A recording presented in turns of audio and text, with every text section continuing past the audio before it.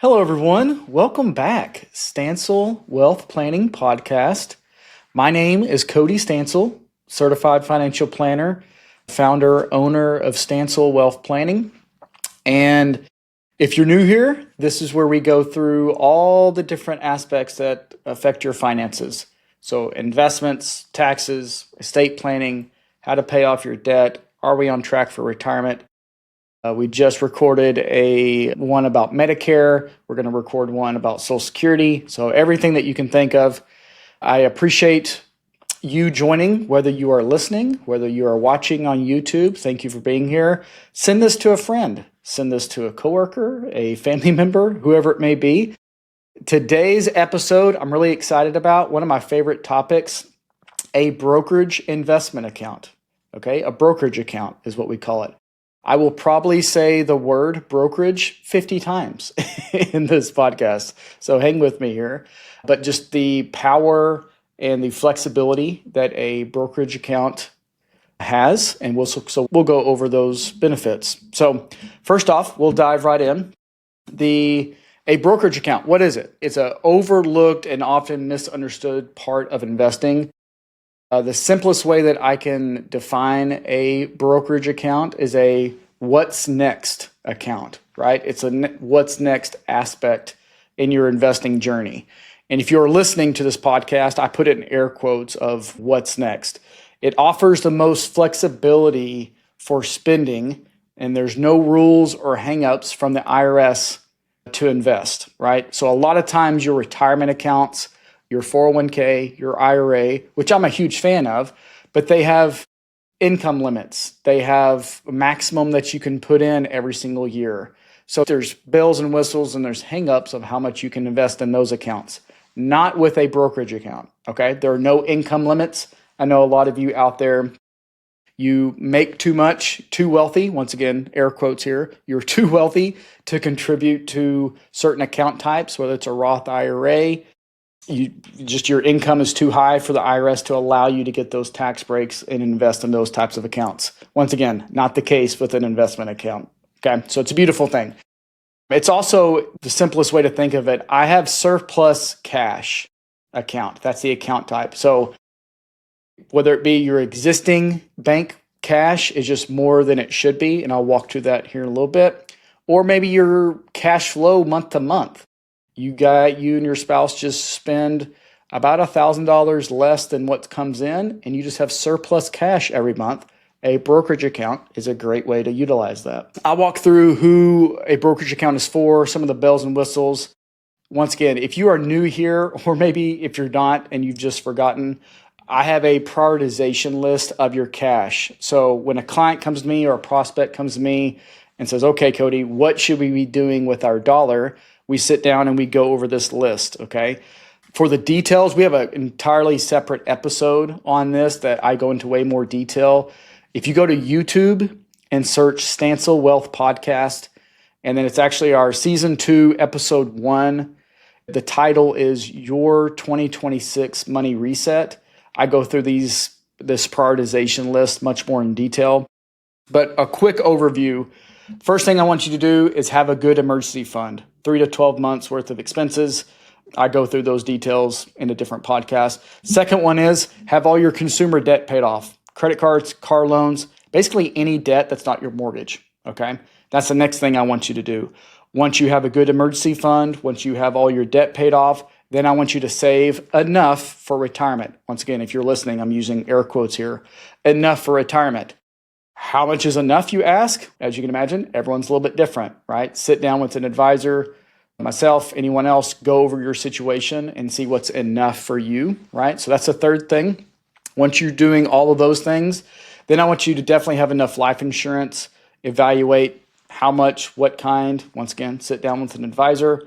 Then I want you to spend the money to get a properly set up estate plan. So wills, trust, we have our own in-house attorney here. Would love for you to meet with her, but of course, use any competent estate planning attorney that you feel comfortable with.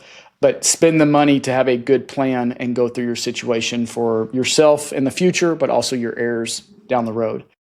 And then the sixth one is save for a known future expense.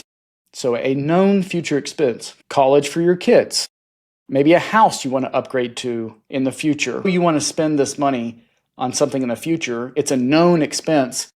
Let's be saving up for it, right? A brokerage account comes super in handy here, but I'll get into that here more in a little bit. Number 7, once you've done all of these things, then number 7 is pay enough extra toward the mortgage to be debt-free day one.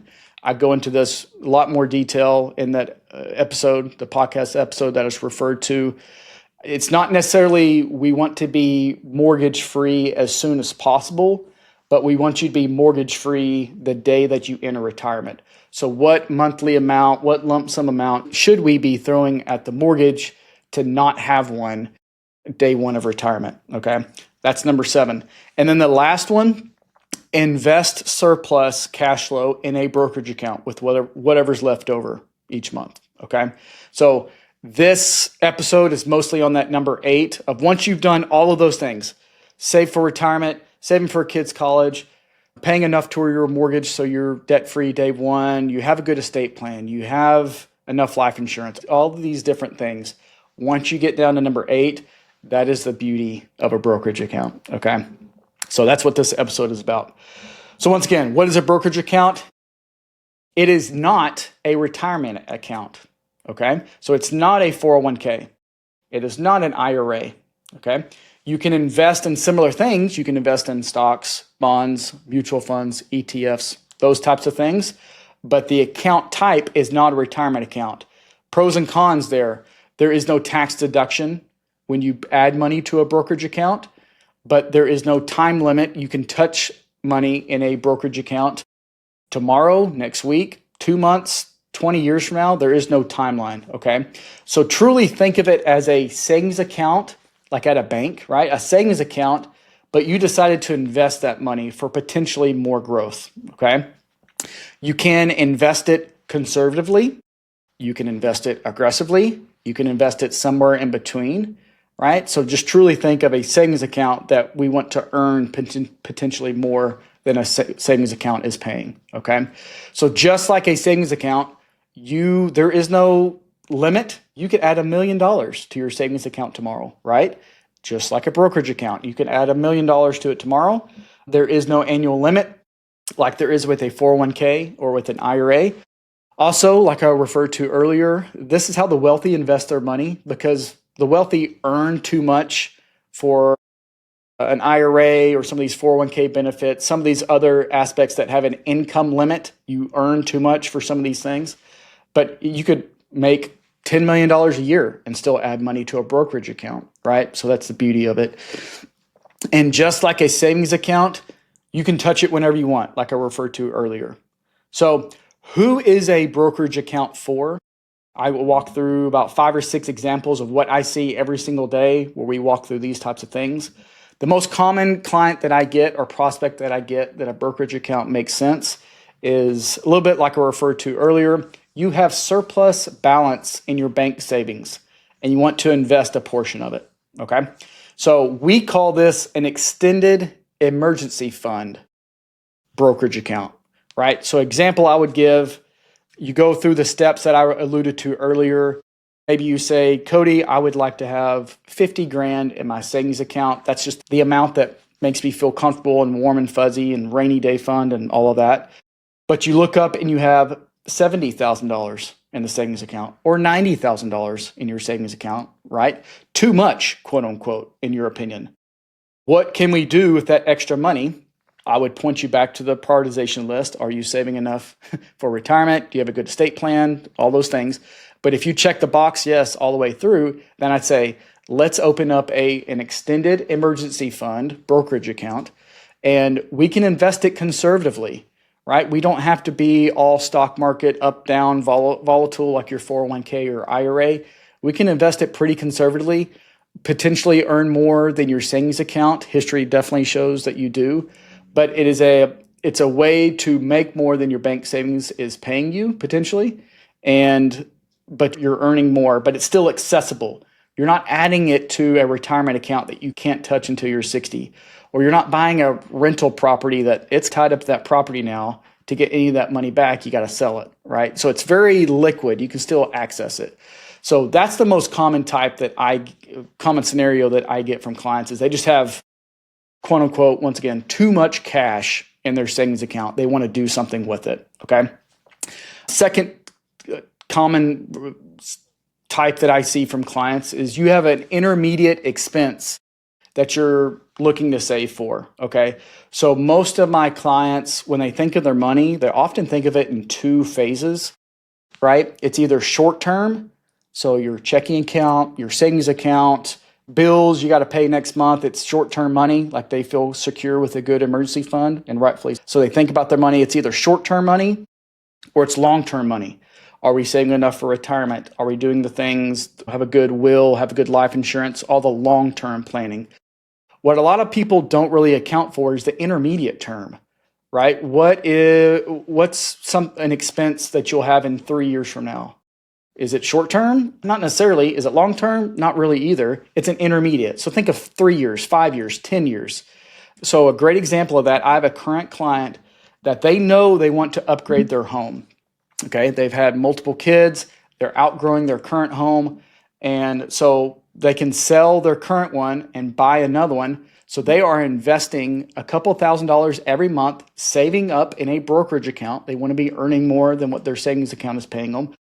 But they know one day they're going to access all that money to use it in combination with selling their current house to flip it into a bigger and better property, right? So they may one day look up and have 50 grand or 100 grand or 200 grand, whatever it may be, and use that in combination with selling their current house and use it all for their new house, right? So they're using that brokerage account as a way to save up for an intermediate expense. Might be in 2 years, might be in 8 years. They don't know. They want to be patient. And so that's a great way to earmark your cash flow, earmark your money, give it a purpose, give it a name, but you're earning while you're doing it. It's not just sitting in your savings account, okay? So the third type of client that we see that a brokerage account really makes sense for is if you're already maxing out your retirement plans at work, right? Remember, there's a max that you can add to your 401k at work. And let's say you're maxing out your Roth IRAs or traditional IRAs outside of work, and you just want to invest more, right? The IRS won't allow you to invest any more in those account types, but you'd love to invest more. Maybe retire early or have an extravagant lifestyle here in a decade or so. A brokerage account, once again, is a great solver of that problem, right? So you're maxing out all your retirement accounts, but you want to invest more.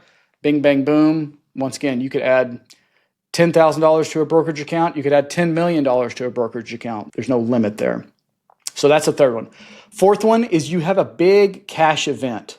Okay, so you come into cash. Most common that I see, client sells their house. They sold a business. Honestly, joking aside, you win the lottery, whether it's a $20 scratch or $20,000 scratch off or $500,000 Powerball, whatever it may be, you come into that cash. Maybe it's you got a bonus this quarter or this year, just bigger than you expected. Maybe you received an inheritance. Maybe your mother or grandparents pass away. They had this house or this piece of land. You don't necessarily need it, so you sell it and you come into some cash, right? And you just don't know what to do with it. You can't put it all into a retirement account, and maybe you even wouldn't want to because of the bells and whistles and the restrictions there. But you come into cash and you want to be able to access it down the road, but you want to be able to make some money on it as well. Brokerage account is a beautiful solution for that. Last one, and here's probably the most common one, and it's the age-old debate of with extra cash, should we be paying off our mortgage or investing it? When people say paying off their mortgage or investing it, they're really alluding to investing it into a brokerage account, right? So I say both, right? Everyone's different. If you Google that question, you might get 1,000 different answers. I say do both. What do I mean by that? So let me run you through a real life scenario. Let's say you have a monthly surplus. You look at your budget. You and your spouse make 15 grand coming into the bank account each month, and you spend 14 grand, and you're running a $1,000 per month surplus with your money, okay? What do you do with that cash? If you followed our prioritization list from earlier, baby steps, you go through everything and you get down to 7 or 8. I have a lot of clients that say, should we just throw this $1,000 at the mortgage as extra principal? Should I invest it all? And once again, I want to point you back to, we want you to be mortgage free day one of retirement. So sit down with a financial planner, go through what that means to you.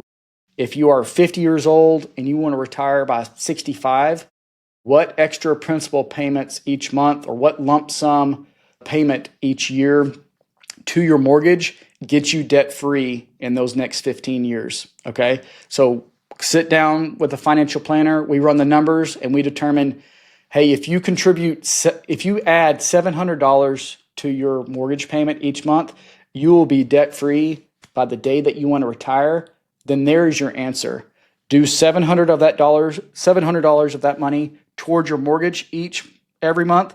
The other $300, let's do a brokerage account so it grows and grows, but you can access that money down the road if you really needed it. So that's how we approach it. We don't just say yes or no. It's let's get you on track here, okay? And sometimes we sit down with clients and they need to make more than $1,000 per month mortgage payments extra to be debt-free day one of retirement. And that's okay too. Then there's your answer. Let's do that with that cash flow, right? So those are the most common scenarios that I see where a brokerage account makes sense. Here's some of the details that go into it. So taxes and some of those things. How do the taxes work on a brokerage account? What I referred to earlier, there is no tax benefit when you add money to a brokerage account. It's not a tax deduction, okay? Hint, that's actually why the IRS would let you put in $1 million tomorrow if you wanted to, because there's no tax deduction. They don't care because there's no tax influence. So there's no impact on your taxes. But anything you make, anything it grows by is capital gains in the year that you sell it. Okay. So for example, you invest 10 grand into a brokerage account. It grows to 15 grand with just market growth. And for some reason you say, hey, let's sell everything. And we sell it for 15 grand. You'll just have to report that $5,000 of growth as capital gains. You'll have to report it on your tax return. Okay. And warning there, if you own the investment, your capital gain is either categorized as a short-term capital gain or a long-term capital gain. The threshold for that is 366 days. So if you own this asset for 366 days or longer, and then you sell it, that gain will be considered a long-term capital gain. If you buy it and then sell it within the 365 days, it's a short-term capital gain. Why am I even bringing this up? Let me share my screen. For those of you listening, you may want to pause and go to YouTube and start watching this because I go through a little tax planning here. Let's see. Okay. So I'm sharing my screen. These are 2026 numbers. Okay. So 2025 is going to be a little bit different. 2027, next year is going to be a little bit different. I'm just using 2026 numbers. What I'm referring to is if let's say you and your spouse make $250,000 a year. Okay. That's just your adjusted gross income. Married filing jointly, $1,000, you're in the 24% ordinary income tax bracket. Okay. So if you have a short-term capital gain, it's just going to be taxed at your current tax rate, which in this example is 24%. Okay. But if you wait and sell it when it's a long-term capital gain, you waited at least a year to sell it, that's where you get better tax rates. Okay. So my previous example, married filing jointly, your income is $250,000, right? I'm just making this example up. You're in the 15% long-term capital gain rate. Okay. So you're paying 9% more by just waiting to sell that investment when it's a long-term investment. Okay. And that's a very modest example. Let's say you and your spouse make $450,000 a year. $450,000, just a short-term capital gain, you're taxed at 32%. Whereas $450,000, the 15% long-term capital gain bracket goes from basically 100 grand to 613 grand married filing jointly. If you're single, it's still 545. That's a great situation to be in, right? If you really make good income as a single filer. So my previous example, if you and your spouse have adjusted gross income of 450 grand, you're still in the 15% long-term bracket, whereas your ordinary income and your short-term capital gain bracket is 32%. So you're paying half, less than half tax-wise if you just wait to make it a long-term gain instead of a short-term gain. So be very wary of that and be very conscious of it. Obviously, having a financial planner, having a professional look over your investments will avoid mistakes like this, because when a client has a brokerage account and they reach out to me and they say, hey, Cody, we need some money. We need to fix up the house, or we want to spend this money. One of the first things we look at when we sell the investments to send them the cash is, okay, is there any short-term capital gains in this portfolio? And let's not sell those. Let's sell the long-term capital gains just for the reasons I just showed you. So definitely be wary of that. Be aware of it. That's a big one. So in brokerage accounts, further the details, investment-wise, once again, brokerage accounts are not tied to an employer. So you don't have just 15 or 30 different mutual funds that you can invest it in. Brokerage account, you can invest in anything, right? ETFs, stocks, bonds, money market, crypto, right? So I get a lot of questions on cryptocurrency. Hey, how can we invest it? And yeah, in a brokerage account, you can. So you're not limited to your investment options like a 401k, okay? You can pick low cost index funds if you wanted to. You can do active management. You can really do any investment option that you like in a brokerage account. So obviously we have our own investment models. That's what we do, depending on how conservative or how aggressive you want to be. And it's all based on your time horizon. Once again, these clients that they know they want to buy a house 2 years from now, and they're saving this money into the brokerage account, we're going to be a little bit more conservative with those investments, just because anything can happen in the next 2 years investment-wise. We don't want that money cut in half by a volatile market, right? But anybody's time horizon that's 4 years, 5 years, 10 years, give it half a decade or a decade, you're going to make more money being aggressive. So it makes more sense. We have those conversations with clients and we nail that down, obviously, before we make a decision. But just know you don't have to invest it aggressively. A brokerage account, you can still be very conservative if you would like to, and potentially just make more than your bank savings account. So to wrap it up, a brokerage account is a very powerful account type. It's for the what else in life. It's for the what's next. It's for the I have this cash, now what? So it checks a lot of boxes. It's a beautiful thing.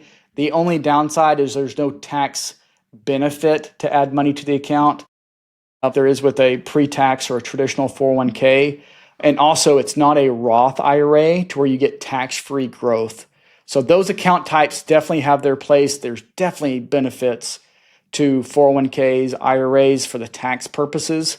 But beyond that, maybe you've maxed them out, or maybe you're doing enough in those retirement accounts and you want a different account that you want to touch 2 weeks from now, 2 years from now, 10 years from now, and you want it to grow.